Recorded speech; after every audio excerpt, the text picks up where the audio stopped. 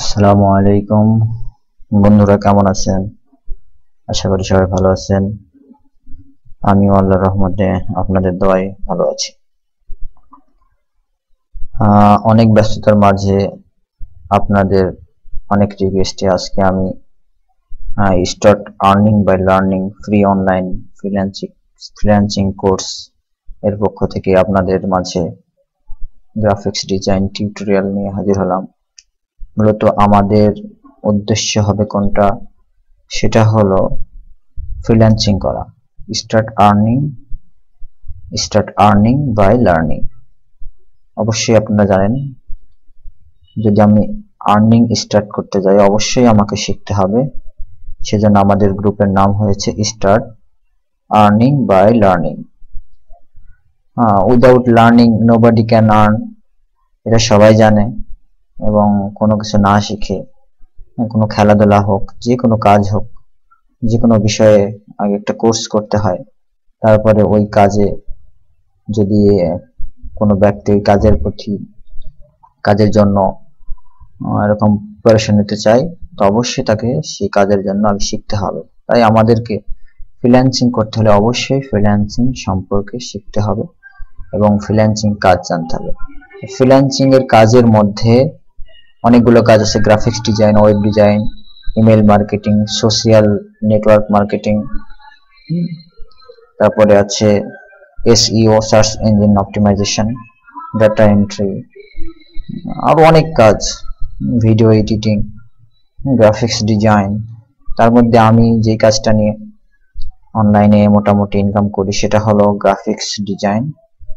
আল্লাহর রহমতে আমি সফলভাবে গ্রাফিক্স ডিজাইন করে ফ্রিল্যান্সিং করতেছি। যদিও আমি প্রথমে ওয়েব ডিজাইন শিখেছিলাম, কিন্তু ওয়েব ডিজাইনটা একটু কঠিন, যার কারণে আপাতত ওয়েব ডিজাইন বন্ধ করে আমি গ্রাফিক্স ডিজাইন করে কাজ করতেছি অনলাইনে। এই জন্য আমি চাই আপনারাও আমার চেয়ে ভালো গ্রাফিক্স ডিজাইনার হবেন, আমার টিউটোরিয়াল গুলো দেখবেন। বাকি আরো বেশি শেখার জন্য আপনারা অন্যান্য টিউটোরিয়াল দেখতে পারেন। ফার্স্টলি আপনাদেরকে আমি যেভাবে ফ্রিল্যান্সিং করি, আমি যেভাবে সফল হয়েছি, সেভাবে আমি আপনাদেরকে দেখানোর চেষ্টা করব। আশা করি আমার টিউটোরিয়াল গুলো দেখার পরে আপনারা মোটামুটি ফ্রিল্যান্সিং শুরু করতে পারবেন। কারণ সুন্দরভাবে কাজ না শিখে কখনো ফ্রিল্যান্সিং শুরু করা উচিত নয়। কারণ মার্কেট প্লেস গুলোতে যখন আপনি কাজ করবেন, কাজ পাবেন, বায়ারকে যদি আপনি আপনার ডিজাইন দিয়ে, কাজ দিয়ে সন্তুষ্ট না করতে পারেন, তাহলে বায়ার আপনাকে পেমেন্ট দেবে না। যদিও আপনাকে পেমেন্ট দেয়, তারপরও আপনাকে নেগেটিভ ফিডব্যাক দিতে বাধ্য হবে। তখন আপনি পরবর্তীতে আর কাজ পাবেন না, যার কারণে কাজটা মোটামুটি ভালোভাবে শিখতে হবে। এই জন্য আমি আজকে প্রথমেই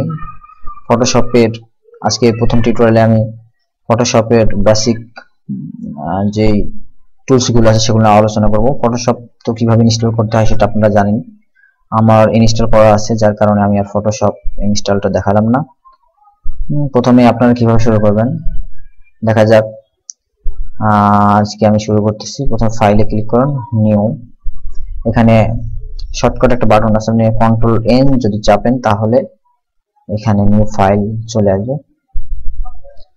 আপনি এখানে মেজারমেন্ট হিসাবে আপনার এই আর্টবোর্ডে আপনি কতটুকু আপনার পেপার সাইজ নেবেন, যেখানে আপনি বিভিন্ন ড্রয়িং, বিভিন্ন ডিজাইন করবেন, সেটা এখানে আপনার উল্লেখ করে দিতে হবে।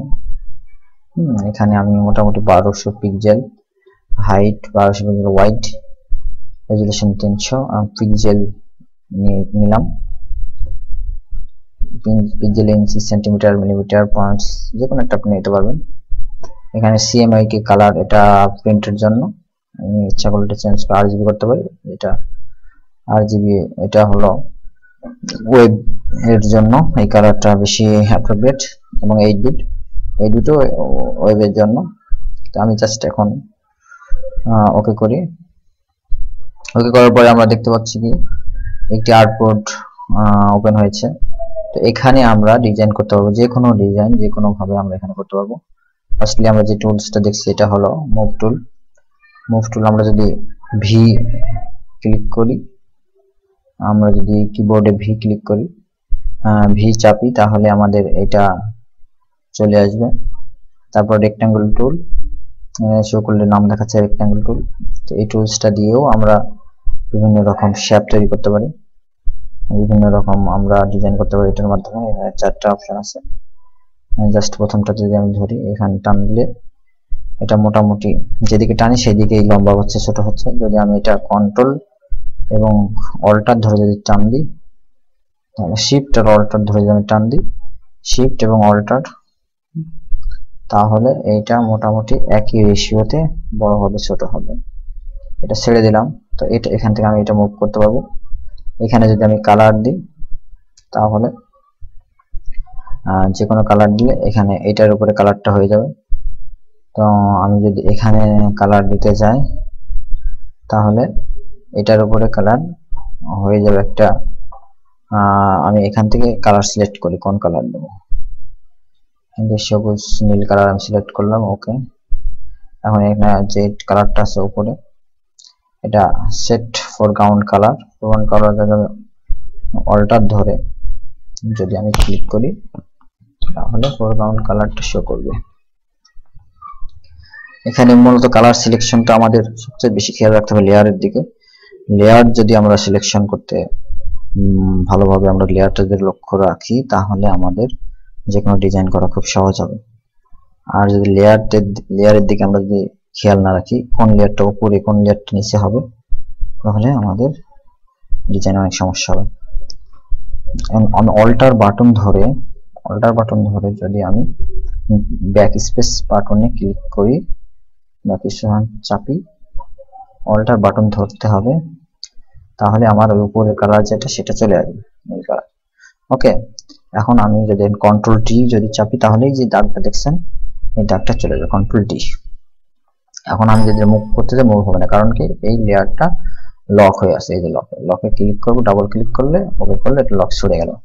এখন আমি এটা মুভ করতে পারবো। আমি মুভ করতেছি, কিন্তু এই লেয়ারটা এর সাথে অ্যাডজাস্টমেন্ট হয়ে গেছে। কারণ কি? কারণ হলো আমরা নতুন কোনো লেয়ার না নিয়ে আমরা এখানে কালার করছি। আমরা যদি নতুন লেয়ার নিয়ে কালার করতাম, তাহলে আমাদের এই প্রবলেমটা হতো না। আমরা কন্ট্রোল জেড করে ব্যাক যাই, কন্ট্রোল অল্টার জেড করে ব্যাকে চলে গেলাম। এখন আমি নতুন একটা লেয়ার নিলাম। লেয়ার নেওয়ার পরে আমরা যদি এখন কালারটা অল্টার ধরে ব্যাক স্পেস যদি আমরা চাপি, তাহলে একটা কালার চলে আসবে। এখন কন্ট্রোল ডি করে দিই, তাহলে এখন যদি আমি এটা মুভ করতে থাকি, তাহলে কি হবে? তাহলে নতুন একটা লেয়ার আসছে। এখন এটা আমরা নতুন আলাদাভাবে মুভ করতে পারতেছি। আমরা কন্ট্রোল টি যদি চাপি, তাহলে এটা সিলেক্ট করতে হবে। সিলেক্ট করতে হলে এখানে কন্ট্রোল টি চাপতে হবে। কন্ট্রোল টি চাপি, এটা শুধু এটাই সিলেক্ট হবে। যেটার পর লেয়ার থাকবে সেটা কন্ট্রোল টি, সেটা এটা আমরা ছোট বড় করতে পারি, ছোট বড় সব রকম করতে পারি। এটার কালার আমরা চেঞ্জও করতে পারি। এখানে যদি আমরা এখানে বিভিন্ন সিস্টেমে কালার চেঞ্জ করা যায়, আমরা এখান থেকে কালার চেঞ্জ করতে পারবো। কালার বিভিন্ন কালার, আমরা যদি এটা নীল কালার দিই, নীল কালার দিতে পারবো। সবুজ কালার দিচ্ছি, সবুজ কালার দিতে পারবো। এখন সবুজ কালার দিলাম। তারপরে আমি এখানে আরেকটা টুলস আছে, সেটা হলো এই মাঝখানে যেটা গোলাকার হবে, ইলিপটিক্যাল মার্কিউ টুলস। এটা দিয়ে আমি শিফট এবং অল্টার বাটন ধরে যদি আমি টান দিই, তাহলে এটা বড় হবে। যদি যখন একটা বাটন ছেড়ে দিই, তাহলে কি এটা একই রেশিওতে হবে না। আমরা ছেড়ে দিলাম, এটাকে মুভমেন্ট করে মাঝখানে নিয়ে আসতে পারি। তারপরে আমরা নতুন একটা লেয়ার নেব। নতুন লেয়ার নিয়ে লাল কালারটা আমরা করবো। লালটা যদি নিচে আছে সেট ব্যাকগ্রাউন্ড কালার, সেটা আমরা লাল কালার ক্লিক করতে, লাল কালার না, লাল কালার বানাতে পারি আমাদের ভেতরে। এখানে ক্লিক করতে লাল কালার ক্লিক করি। আমরা কন্ট্রোল চেপে যদি ব্যাক স্পেস দিই, তাহলে লাল কালারটা চলে যায়। কন্ট্রোল ডি করে আমরা যে দাগটা ছিল চারিদিক দিয়ে, এটা বাংলাদেশের পতাকা হিসেবে আমরা এখন দেখতে পাচ্ছি। এখন যদি আমি এটা মুভ করি, তাহলে এটা কি করে চলে গেল? কারণ লেয়ার সিলেক্ট আছে কোনটা? উপরেরটা। আমি যদি এটা লেয়ার সিলেক্ট করে যদি মুভমেন্ট করি, তাহলে নিচেটা নড়া যাবে, নিচের লেয়ারটা এরকম কি সরে যাবে। আমার বোঝা যাচ্ছে যে লেয়ার যেখানে সিলেক্ট থাকবে সেটাই মুভমেন্ট করবে। এখন যদি আমরা দুইটা লেয়ার সিলেক্ট করতে চাই, তাহলে শিফট বাটন ধরে ক্লিক করতে হবে, দুইটাই সিলেক্ট হয়ে গেল। দুইটাই আমি একসাথে মুভমেন্ট করতে হবে। আবার একটা করলে আবার একটা করতে হবে, এরকম। এখন আমি দুইটি সিলেক্ট করি, দুইটা সিলেক্ট করে এখানে যে অ্যালিজিন আছে, অ্যালিজিন ভেক্টরিয়াল সেন্টার যদি আমি ক্লিক করি তাহলে মাঝখানে আসবে, এটা ক্লিক করলে এটা মাঝখানে যাবে, মাঝখানে আছে যার কারণে আমি দেখাচ্ছি আপনাদের। এটা যদি আমরা দূরে রাখি, এটা যদি আরো দূরে নিয়ে যায়, তাহলে যদি আমরা দুটো সিলেক্ট করি, সিলেক্ট করার পরে এটা মাঝখানে ক্লিক করি, এটা মাঝখানে ক্লিক, তাহলে মাঝখানে চলে আসলো। এখন আমরা যদি দুইটাকে একসাথে মার্জ করতে চাই, তাহলে দুইটা লেয়ারই সিলেক্ট রাখতে হবে, রেখে আমরা দুটো লেয়ার রাইট ক্লিক করে মার্জ লেয়ার যদি ক্লিক করি, তাহলে এটা মার্জ হয়ে যাবে। মার্জ হয়ে গেলে এটা একটা নতুন একটা লেয়ার, দুইটা মিলে একটা লেয়ারে পরিণত হবে, পতাকার জন্য একটা পতাকা হয়ে। তো এইভাবে আমরা পরবর্তী যে টুলস গুলো আছে, এই টুলস গুলোর কাজও আমরা এরকম পর্যায়ক্রমে করতে পারবো। তারপরে আমাদের পরবর্তী যে টুলস আছে, সেই টুলস এর নামগুলো দেখি। এটা হলো লেসো টুলস। এই টুলস এর মাধ্যমে তিনটা টুলস সিলেক্ট করা যায়। এই টুলস এর মাধ্যমে যে কোনো সিলেক্ট আমরা ডিলিট করে হাইড করে রাখি, কন্ট্রোল টি করে আমি করতে পারবো। যে কোনো ভাবে আপনি সিলেক্ট করে শেপ তৈরি করতে পারবেন। এখানে কালার দিতে পারবেন, অল্টার ধরলে যে কালারটা নীল কালার চলে যাবে।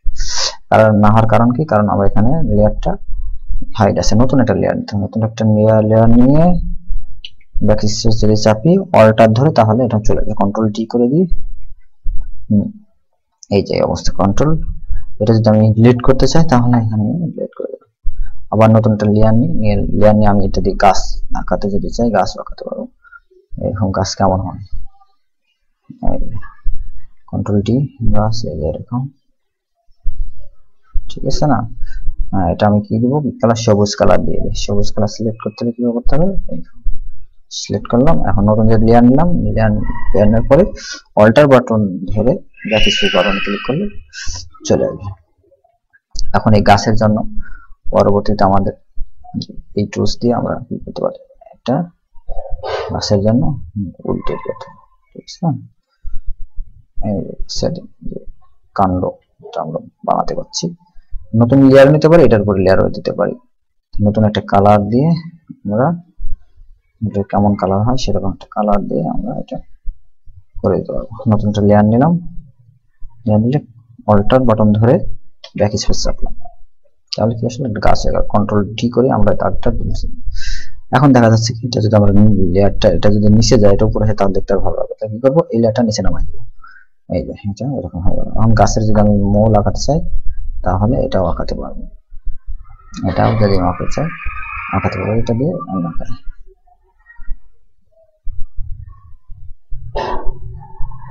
হয়ে গেল। আবার নতুন একটা যদি আমি লেয়ার নিই, গাছের মূল আমি অন্য একটা কালার করতে পারি। সেখান থেকে এখান থেকে সিলেক্ট করবো, কালারটা কালো কালার সিলেক্ট করে দিয়ে অল্টার বাটন ধরে ব্যাকস্পেস বাটন চাপলাম, তাহলে কি হলো, এটা চলে আসলো, ঠিক আছে? এটা যদি আমি উপরে নিচে ওঠানো করতে পারবো। তিনটা মিলে একটা গাছ আমি নর্মালি এটা আঁকাতে পারবো। তো এইভাবে পরবর্তী যে টুলস আছে, এটা আমি তিনটা মিলে একসাথে ক্লিক করলাম, মার্জ করে একটা লেয়ার করলাম, একটা হয়ে গেল, একটা লেয়ার চলে আসলাম। এটা আমরা হাইড করে রাখলাম। তারপরে পরবর্তীতে আমরা এখান থেকে হাইড করতে পারি, এটাও জেনে রাখা দরকার। এবং এটা আমি শো করতে পারবো যে কোনো সময়। এটা আই বলে যদি ক্লিক করি, তাহলে এটা শো হবে। আবার যদি ক্লিক করি, এটা অফ যাবে। নেক্সট টাইম আবার আমরা তারপরে টুলস আসতে পারি। এখানে যে টুলস দেখছি, কুইক সিলেকশন টুলস। এখানে ব্যাকগ্রাউন্ড রিমুভের জন্য টুলসটা অনেক কাজে লাগে। যে কোনো পিকচার নিয়ে সেই পিকচারের উপরে আমরা যদি এটা নাড়াচাড়া করি, তাহলে ওই অংশটা যে কোনো কালার অথবা যে কোনো একটা নির্দিষ্ট জায়গাকে আমরা সিলেক্ট করতে পারবো। তো এইভাবে আজকে টিউটোরিয়ালটা অনেক বড় হয়ে গেল। পরবর্তীতে আমরা নতুন টিউটোরিয়াল নিয়ে আসবো। তার পরবর্তী যে টুলস গুলো আছে, সেই টুলস গুলোর ব্যবহার আমরা কিভাবে করতে পারি সেই বিষয়ে জানার জন্য নেক্সট যে টিউটোরিয়াল, সেই টিউটোরিয়াল গুলো আমরা নিয়ে আসবো। তাই বন্ধুরা, আপনারা সাবস্ক্রাইব করুন, আর আমার ভিডিওগুলো লাইক করুন, এবং বন্ধুদের সাথে শেয়ার করুন, কমেন্ট করুন। যদি কোনো কিছু যদি আপনারা প্র্যাকটিস করে যদি আপনারা বুঝতে না পারেন, তাহলে অবশ্যই কমেন্টে জানাবেন কোথায় আপনাদের সমস্যা হচ্ছে। আমি অবশ্যই চেষ্টা করব, যখন ফ্রি হব আপনাদের কমেন্ট দেখব, তখনই আমি আপনাদেরকে আপনাদের যে কোনো প্রবলেম সলভ করার চেষ্টা করব। এই জন্য আপনারা কিভাবে আমার চ্যানেলটা সাবস্ক্রাইব করবেন সেটা আমি দেখাচ্ছি। এটা হলো আমার channel, start earning by learning. এখানে যদি আপনারা সাবস্ক্রাইব করতে চান, এখানে আমি যেহেতু সাবস্ক্রাইব করে আসি, আর নতুন একটা চ্যানেল যদি আপনি যান, এটা সাবস্ক্রাইব করবেন কিভাবে সেটাও দেখে নেওয়া উচিত। এখানে যদি আমরা ইউটিউবে যাই, এখন যে স্টার্ট এখানে যদি আপনি দেখেন, তাহলে সাবস্ক্রাইব আমি সাবস্ক্রাইব করে দিই, সাবস্ক্রাইব করলাম, জাস্ট এখানে তারপরে ক্লিক করব। ক্লিক করার পরে send me all notification for this channel, এখানে ক্লিক করে সেভ করব। তাহলে কি হবে, তাহলে পরবর্তীতে যতগুলো টিউটোরিয়াল আমি দেব এবং যতগুলো পরবর্তী যে কোনো বিষয়ে আমি টিউটোরিয়াল দেব, সব টিউটোরিয়ালগুলো আপনাদের মেইলের মাধ্যমে আপনাদেরকে জানাই দেওয়া হবে। আপনারা পেয়ে যাবেন টিউটোরিয়ালগুলো, ইজিলি আপনারা দেখতে পাবেন। এই জন্য সবাইকে ধন্যবাদ মনোযোগ সহকারে টিউটোরিয়াল দেখার জন্য। আমি আশা করি আমার টিউটোরিয়াল দেখতে থাকলে এরপরে অ্যাডভান্স লেভেলে যে টিউটোরিয়াল দেবো, কিভাবে logo design, T shirt design, banner, flyer, এইসব ডিজাইনগুলো কিভাবে করা হয়, ইনশাল্লাহ আমি চেষ্টা করবো আপনাদের স্টেপ বাই স্টেপ শিখাই দিতে, যেমন আপনারা সফলভাবে ফ্রিল্যান্সিং করতে পারেন, মোটামুটি লেখাপড়া এবং চাকরির পাশাপাশি এবং বিভিন্ন গৃহিণীরা ঘরের টুকটাক কাজের পাশাপাশিও ফ্রিল্যান্সিং করতে পারেন। এই জন্য ধন্যবাদ সবাইকে, ভালো থাকবেন, আমার জন্য দোয়া করবেন। আল্লাহ হাফেজ।